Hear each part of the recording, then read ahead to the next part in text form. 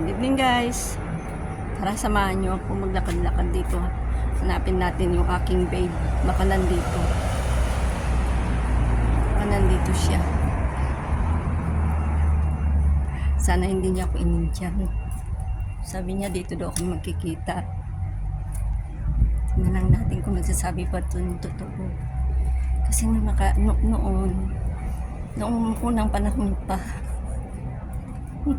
Kasi Pinas pa ako. Sabi niya magkita daw kami sa Manila Bay. Ikot na ako ng ikot sa Manila Bay. Hindi kami nagkikita. Yun pala. Nasa Boulevard siya. Kasama ng kanyang honey. Diba ang sakit? May kasama palang iba. Pinapaasa lang niya ako mag-antay ako sa may Manila Bay. Ito na ba yun? Ay, hindi. Kasi hindi marunong kumantay. Ito na ba siya? Ay, hindi rin. Iba yung salita eh. Tara, akit tayo dito. Hanapin natin si Babe. Babe, where are you? Tapos nung nandito na ako sa Hong Kong, nagkita kami dito sa Hong Kong. Sabi niya magde-date daw kami sa Taikoo Shing. Nag-antay na naman ako sa Taikoo Shing. Ilang oras na akong naghihintay. Yun pala, hindi siya dadating. Kasi kasama niya pala ang darling niya. Nasa Clearwater Bay pala sila.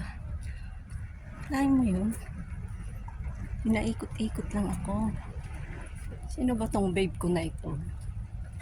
Daan yung sino ba siya?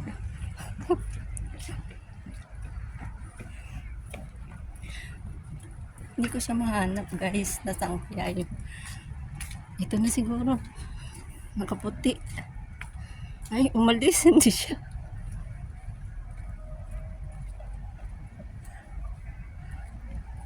Hirap na hanapin si babe. Saan na ba yun?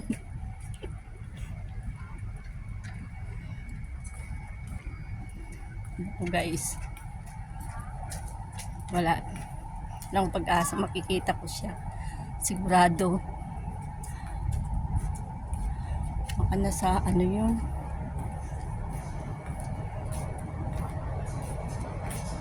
Baka nasa Chingy. Kasama niya siguro ang kanyang mahal. Wala na. Wala na akong babe. Break na lang talaga kami.